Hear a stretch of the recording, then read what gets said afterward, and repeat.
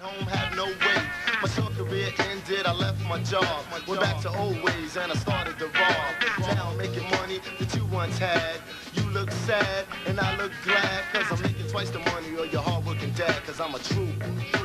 If you tuned into me, you watching Gully TV. I have a very special guest. All of my guests are special, but this one right here, this is retro and vintage.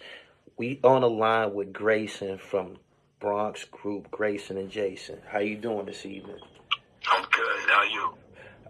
I'm truly blessed. I'm fortunate to be in this position. I'm the first, I believe, that approached the internet with your story. Am I the first to deliver the Grayson and JASUN legacy online? As far as I know, man.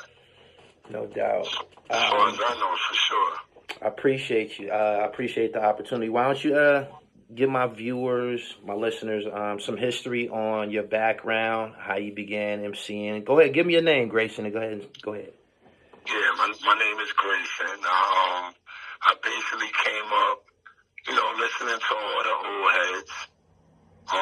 Forget it, I can name names, a lot of y'all won't even know, but to just go into my story, I actually made a record with Boogie Down Productions when they had a label right before,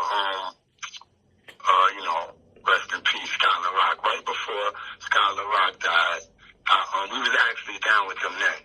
So we was there when that whole thing happened, and then we met Vance Wright, and he basically put us on with Slick Rick and got us to deal with Atlantic. And before that, though, to go back, I want to give a shout out to Fatman Scoop, because coming up, listening to Rakim, listening to Fatman Scoop, that's what made me really want to, be lyrical and all that in the rap game, and LL and a lot of other cats. So you telling me you were inspired by Fatman Scoop, the DJ? Yes, sir. Fatman Scoop, the DJ, he was like Rakimish back then. He wasn't doing that party stuff. He was doing some lyrical stuff and all. He was dope. Okay. And you said that initially y'all were actually a part of Boogie Down Productions. On their label, the same label they were on, which was, I forgot what the name of the label was. If it wasn't Boogie Down Productions, I forgot what their label. They had their own label, and we did this record called X-Rated Land and something else. It never really blew. It was kind of, like I said, X-Rated Land. Okay, so you were around during the Scott LaRock era, though.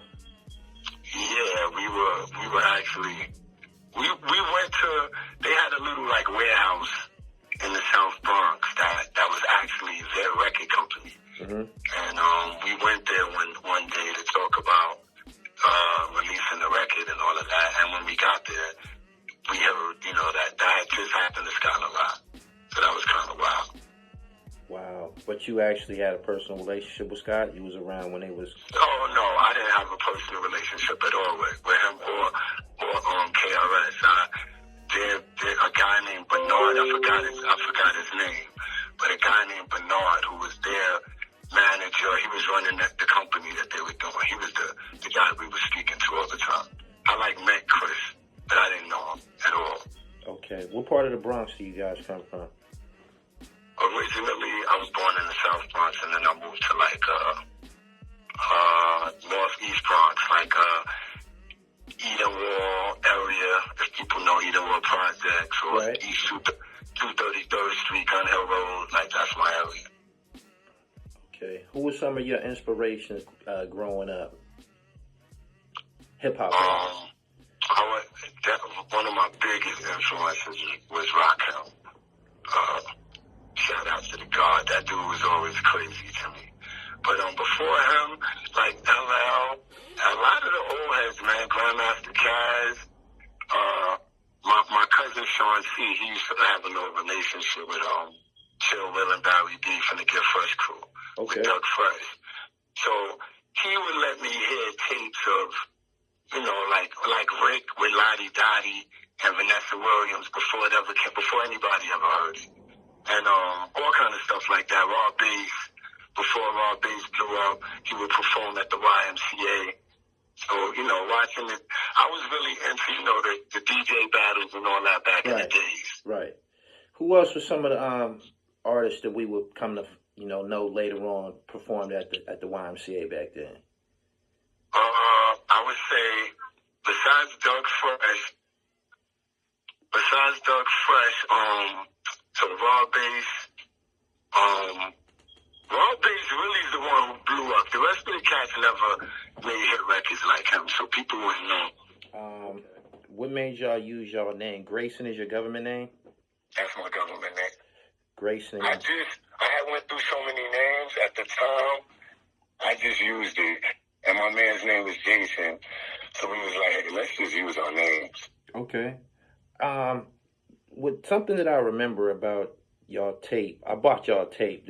I actually had y'all tape. I bought it out of a little a little record store. I had y'all cassette. The clothes that y'all wearing on the cover of the tape looked one way, and then the sound, Living Like a Trooper, and some of y'all criteria was something else. Can you explain? So, it's crazy that you say that, because a lot of people ask me that.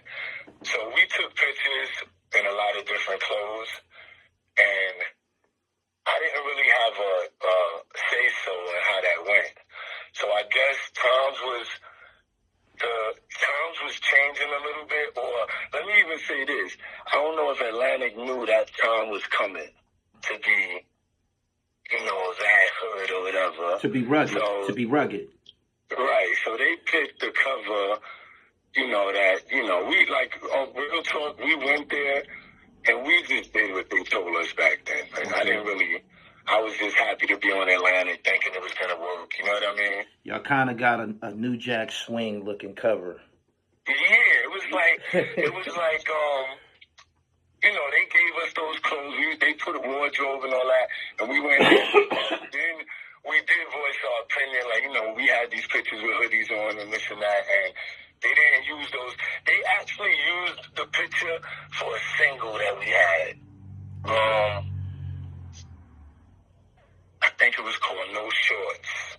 It wasn't on the album. Well, there was a record on the album, and then on the B-side, it was this record called No Shorts. And they had that on the cover, which that should have been our album cover, if you know what I mean. Okay. Was Living Like a Trooper the lead single? It wasn't. The first single was Get Busy with Slick Rick. Mm-hmm. I also think that was I don't want to say a mistake. It was a lot going on with Rick and with Def Jam at the time, so it didn't help us. You know what I mean? You was around Rick during the time when he was in trouble? Yeah. Okay. Yeah. So did that complicate y'all situation? By releasing that single first, it had something to do with it a little bit. I would say that we weren't able to utilize Rick the way that we thought when we did the record. So we would have probably saved the record for another time. And now that I know the business a little better, I would have given Def Jam, you know, the whatever you call it, the rights or some type of agreement where they could release the record too. You know what I mean? Okay. So there was a real issue with that when Rick had, you know, he had just got out of jail, I think, and he released his album was about to come out. His new album was coming out when our first single was coming out, and it had him on it. What album of his was coming out? So his first album was The Adventures of Slick Rick. So I think it was Behind Bars. Was that the name of it? His second album. That's what I was thinking, Behind Bars. I think that's what it was. Okay. And then he did the Art of Storytelling next or something like that. But yeah. How did y'all get down with Slick Rick? And what was his name? Vance? I didn't want to misquote you. Yeah, Vance, right. Vance, how did y'all get down with those guys? So that was really Jason. I was kind of like laid back from, you know, from the whole music scene, if you want to say. And Jay was more into like, you know, partying and all that. Not saying I didn't go, but he met a lot more people than I did. And that was also a problem. I should have been out there a little more. Okay. So it was him who initially encountered them? Mm-hmm. So when he made the contact. During... And got the contacts, or, you know, to speak to V. And then, you know, like it was back in the day. So we sent him, you know, the usual story. We sent him stuff that we had done. You know what I mean? Music we had done. And he hit us back. And then we started working together, like, right away. Okay, so what would y'all encounter somebody at like Slick Rick? You said you wasn't too much out there mixing. What was some of the spots where y'all would, you know, the hip hop spots where y'all would encounter somebody like Slick Rick? So before we made records, before we got on with Atlantic, I was doing all the work. You know, I was going out, rhyming at different places, in Philly. Actually, we once we did make a record, we was kind of popular. Philly was a nice spot, but you know, just usual places. Back then, it was all about battling, and it would be anywhere. You know, with my friends and other cats that you know thought they was nice or whatever. So really, like X, I bumped into him. I think it was at the Westchester County Fair back in the days, man. It was some type of carnival if it wasn't that. Okay. And we got into a little battle thing. He had some people with him. And I had met him a couple times after that. A lot of people I met through Vance, though, you know. Pac used to go to Vance's house a lot right there in New Rochelle. Okay. So, you know, my man, getting on with Vance was basically Jay made that happen. And then he basically right from then we started working together and started creating music. He was taking some songs that we already had and we were redoing them or, you know. When you encountered DMX, did he have the same type of exterior? Was he brash? Did he have the same type of style that we would recognize years later? He was definitely brash and confident about his yeah, kind of. I say he used a little bit more words back then. Okay. Than how he was some of his hit records, you know. Right. When he popped off, when Get At Me Dog and that shit came out, where were you at? Man, I was in like around the Eden area. So when it came out, you seen him, you like, yo, that's that nigga X?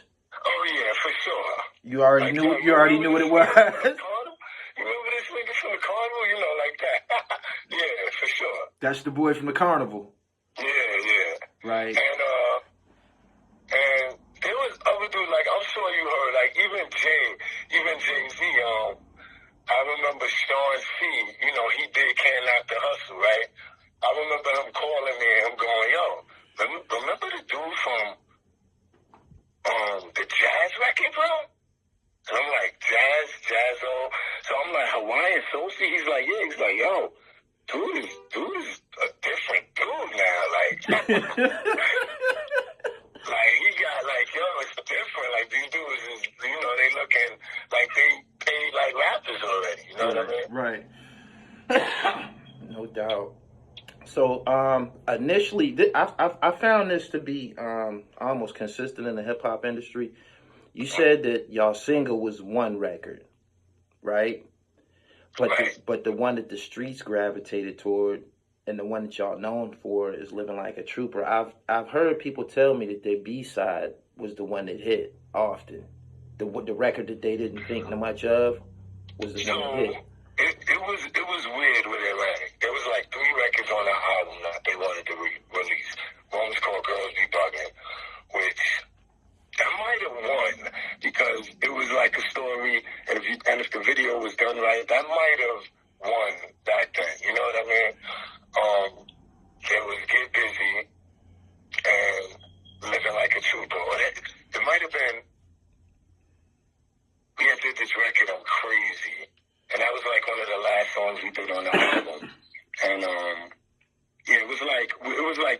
more songs.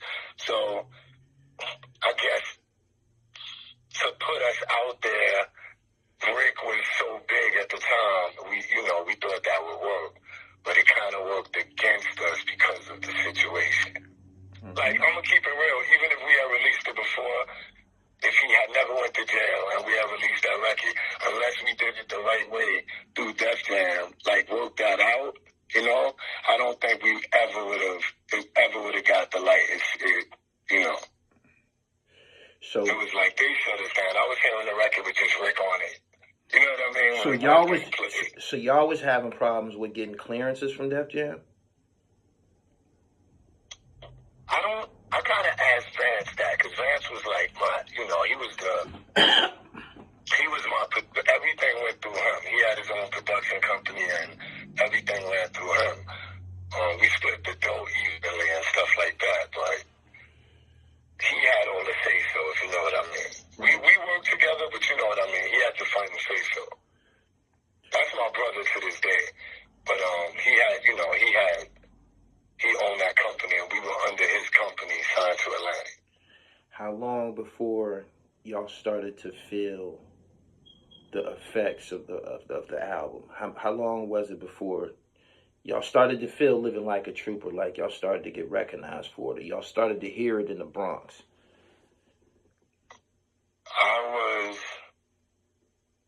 This is funny. I was checking out these girls in D.C. My cousin was out there, and she had these friends. And we had did BET. We had did a thing on BET. And I went to her house because it was, I think, BET was in D.C., I think. Yeah. So my cousin lived in Temple Hills, Maryland, which wasn't far. I went to her house, and they had this thing where you pay. I think Manhattan had that shit too. We didn't have that in the Bronx though. But it was a video thing where you pay to watch the videos. And I'm in the house, and they're like, oh, look, your new video's on there. And I'm bugging like, what? And I'm seeing that people are paying a lot, it was being shown a lot. So I saw it that day. I called Jay. I was all excited. But that was the first time I even knew that it was getting any play, or anything. Oh, that platform that you speaking of, I believe that was the Box. That's the first place I seen it on. What was Ralph McDaniel's show called? I always confuse that with. I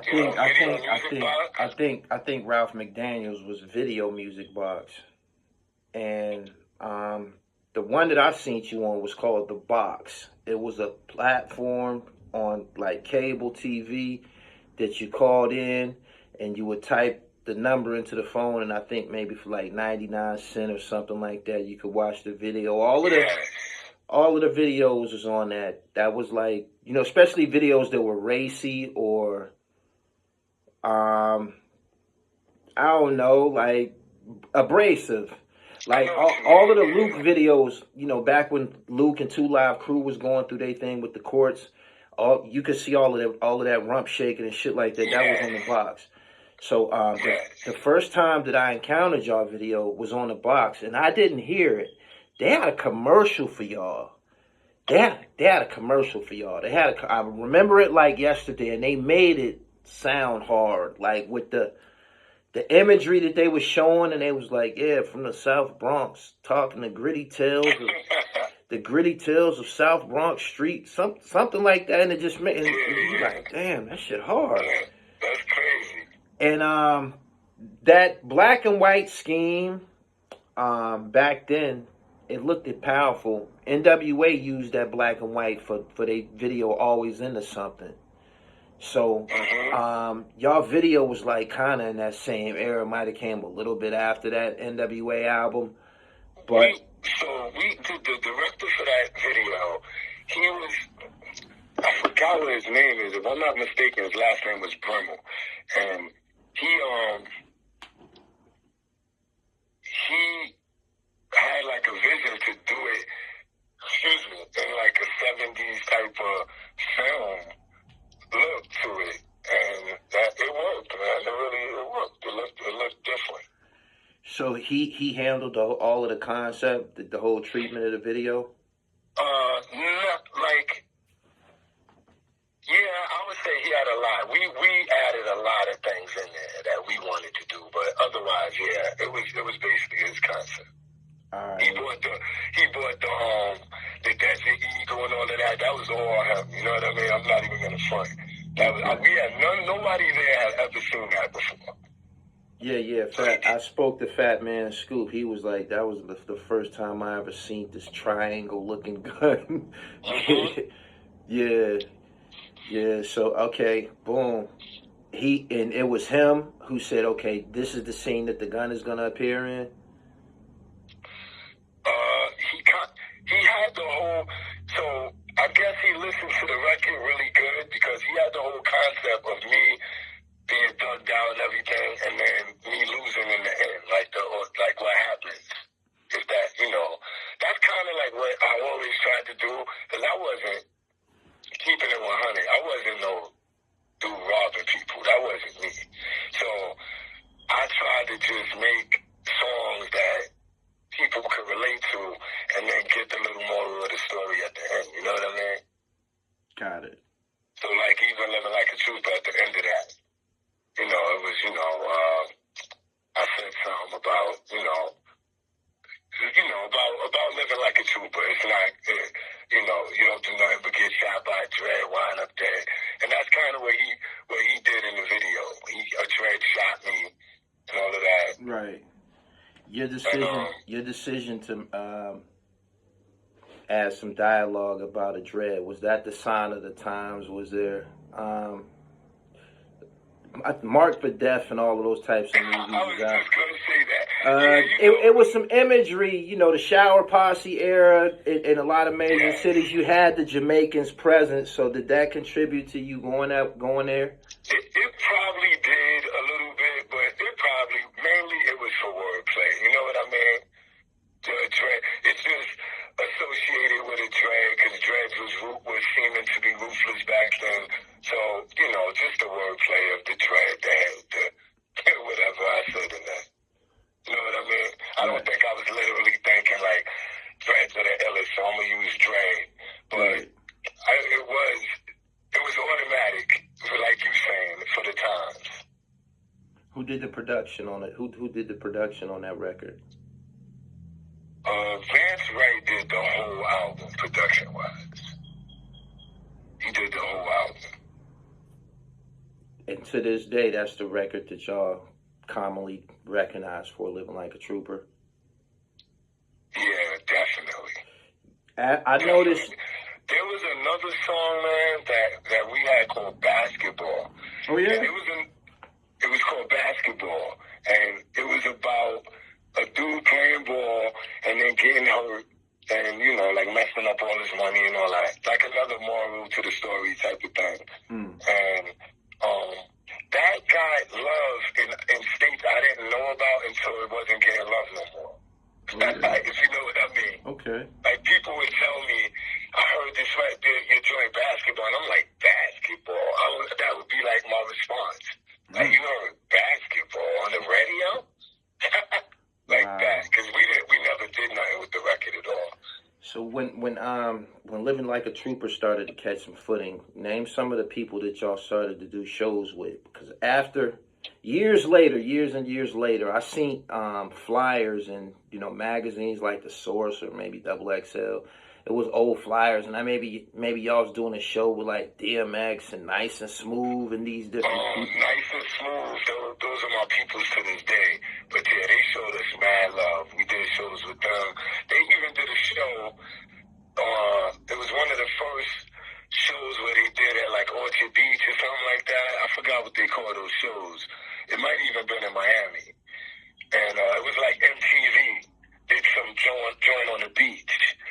And all these dudes was performing like every day or something. Yeah. And Nice and Smooth, they wore like Grayson and Jason t-shirts. Greg did anyway. And they always showed us love. So I remember, I'm keeping it 100 when I say this. I remember we did a show. One of our first shows was at, what is the name of the spot? It was on Webster Ave. It was mad live. damn, I forgot what it was called. It was a while. I would have to ask Jay or Vance what that was, but we opened up for Nice and Smooth. And we started off, I'm doing this little, like an X-rated round to make the crowd laugh, and it's working. My man's doing the beatbox a little. And then we started doing the record. We started doing one of our records, and the record skipped a couple times. And the crowd started saying, Nice and Smooth, it's funky. And, we just finished up and got off the stage, though. But that was crazy. That was so, that was crazy. They was giving, that was your signal. signal. Too, so that was crazy. I remember people I met later, they'd be like, yo, I was at this show, man, where, you was killing it for a second, and then Nice and Smooth, they started yelling for Nice and Smooth. I'm like, oh, you was there, bro. Oh, wow. Did y'all get to do another album? Was there a follow-up to that first album? It wasn't, and we made poor decisions back then. We didn't really know exactly what we was doing. I remember Vance saying, yo, do you want to make this? Like, of course, Vance wanted us to do another record with Atlantic because we get another advance. I think we got a raise. I forgot how our contract went, but every year our budget went up. Every new album. Right. And we were talking to some other labels at the time, and it just took forever for us to get off Atlantic. And by the time they did, it was a whole nother world going on. You know what I mean? Yeah. Wow. So I kind of got lost in the sauce. And it's all about, real talk though, it's all about you.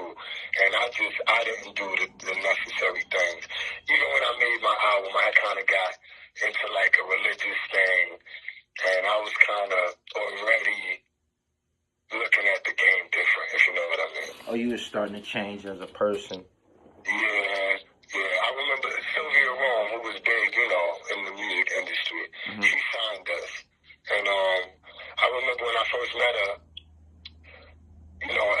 I didn't see her for a while. And our album still hadn't got released yet. And I was in the elevator. And when she got in the elevator, she didn't even know who I was. I had like a big beard. I was just different. I had to like say, Sylvia, how you doing? She looked at me like, oh, it's like she didn't even recognize me because I was changing. I was going through some belief things, if you know what I mean. Yeah. Do you feel that Grayson and JASUN is properly recognized in the Bronx as far as the hip hop story?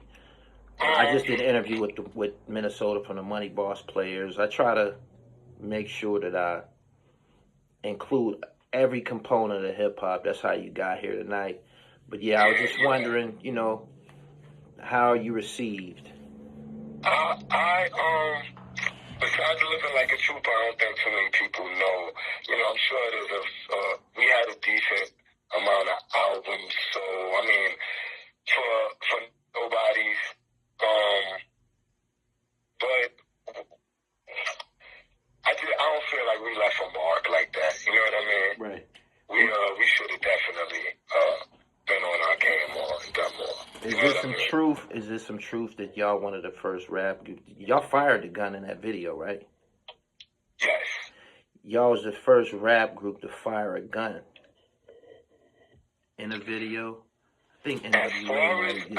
As far as I probably know, on the East Coast. I think N.W.A. might have did it. Yes. So I'll tell you something funny.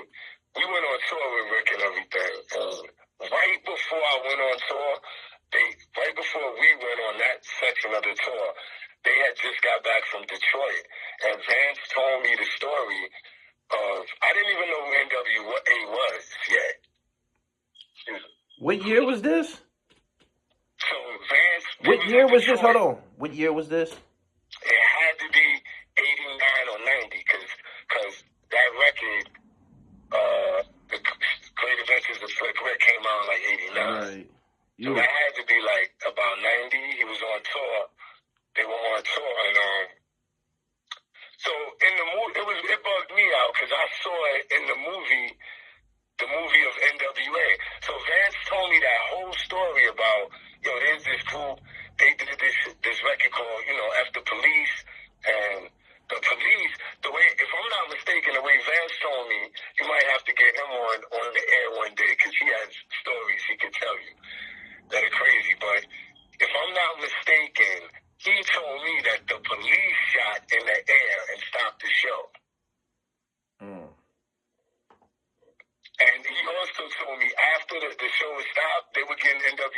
photograph. The police. That show in Detroit. He told me all It's about always that. been some controversy with that show in Detroit. That was a legendary show. They even had a scene about that in they biopic. So yeah, something legendary went down that night. Yeah, when I saw the movie, I'm like, oh, I called Vance, man, this is exactly what you told me, bro. Because they not showing that the police might have shot in the air, this and that. Right. I remember her calling him about that, though. How much are you in tune with hip hop today? You keeping up with it? I'm in tune with it, but I got like 1 foot in, 1 foot out. I still love it, but I'm still listening to Slaughterhouse. I was just listening to Slaughterhouse before we got on the phone, you know. Okay. I still listen to Slaughterhouse, Scarface, Rakim here and there, not as much as I used to. I get my moods and I start listening to rock. But I listen to these new dudes, you know. Of course, I guess every head from my era probably likes J. Cole or cats like that. But I don't know everybody's name, man. But I recognize who I think is dope or not. Right. No doubt. You know, the Baby and Lil Baby, and there's so many dudes coming out every day now. But yeah, it's a lot of rappers now. I'm not a fan. I'm just gonna keep it 100. I'm on some lyrical shit. I've always been like that. So I don't really like a lot of things. I might like the song, but it ain't really my thing, you know? No doubt. One of the last questions I want to ask you, I'd never asked you this. How did you start rapping? It's funny in my life, I've always been fortunate enough, like my parents would have friends, and I go to their house, like, man, this is crazy, but I remember a dude, he was like 17, I probably was like 10 or 9. The dude had a white tape, and he put it in, and he played Rapper's Delight, the long version. Mm-hmm. And I fell in love with hip-hop right then and there. Like, I mean, to some people, that might be the corniest thing they ever heard. That was incredible to me when I was 9, when I first heard that. Word. You know, the chicken tastes like wood and all that. That was incredible to me. So, after I heard that, I went out and I had my parents buy me all these records. I didn't even know who they was. Spoonie G, Curtis Blow. They bought me all these records. I just... In them days, the rappers wasn't being promoted, so you go to the store and you just buy whatever rap you saw. Whatever they had, yep. Yeah, matter of fact, I'm just showing my age, but when I first bought rap records, the shit was in the disco section, bro. Wasn't even called, they had like disco/rap. Right. Wow. And, damn, I don't want to leave dudes out, but like, because I know a lot of young cats don't know these dudes or probably would listen to them and think it's straight, you know. Nah, they need to know this part of the story. They need to know it.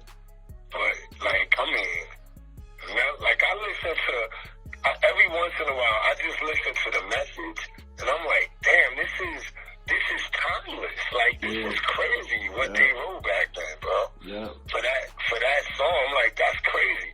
And then, like, even, I'm gonna go before I get to Rakim, but because he stands alone to me because of the way that he rhymes. Like, he like you gotta listen to the whole rhyme to get Rakim. You can't, if you're on some paragraph or a sentence type thing, you're not gonna get what he's doing. Right. So that dude was always incredible to me. And dudes like Scarface, I don't know if everybody likes Scarface or not, but Scarface, when it came to the N.W.A. dudes and all of that, I thought, and this is just me personally, no disrespect to nobody, I thought out of the South, Scarface was like, he made me think that everything he was saying was real. That's how real he sounded to me. And I always thought he was like one of the best dudes in the South, if you want to call it, you know. Yeah, unequivocally. That's well known. So, yeah, I don't even think Scarface he knows because of people telling him, but I don't think he knows how crazy he hate New York, bro. We were crazy about it, man. Right. Dudes would act up a little bit listening to Scarface. Yeah. Facts. Right. So he's one of my favorites. I mean, I still listen to his music, and I'm gonna just say this: there's something about Scarface music, like the music part of his. It's like there was live bass lines, and I don't know if dudes know. Shout out to Mike Dean, but that dude is incredible, bro. He's still doing stuff today, from the Scarface era to now. He's still doing major songs with people. Shout out Mike to Mike Dean, bro. He is no joke. I'm hearing that name a lot. Grayson. Yeah, I never met him. I don't know him. I just know from listening to Face, and I always knew Face had like a different sound. But it was hip-hop. But it was his shit. Yeah. And I always used to look at his credits like, who's doing this? And I always would see Mike Dean. Some other cats too, but I know Mike Dean's still doing it. Yeah, I'm hearing his name stay in rotation. Yeah, I hear his name on the regular. Grayson, I really, really appreciate you taking your time this evening to come on here and share some details about y'all brief contribution to hip hop, man. I thought it was dope, and y'all well recognized. If you look at my comments from the interview I did with Minnesota from the Money Boss players, people recognize what y'all did. So I'm glad that you slid through here. Bro, thanks a lot, man. It was fun doing it. You know what I mean? Word. Yeah, I really, really appreciate you, man. At some point, if I'm in Atlanta, maybe we can hook up sometime, man, and do it on camera. All right? Definitely, man. When are you? Hey, we'll talk. I'll holler at you later on. I'm a global media source, man. I be all over the place, man. I'm wherever you need me to be, man. So you got my number. Reach out. Got it? Yes, sir. Yes, all right. Sir. Peace. All right.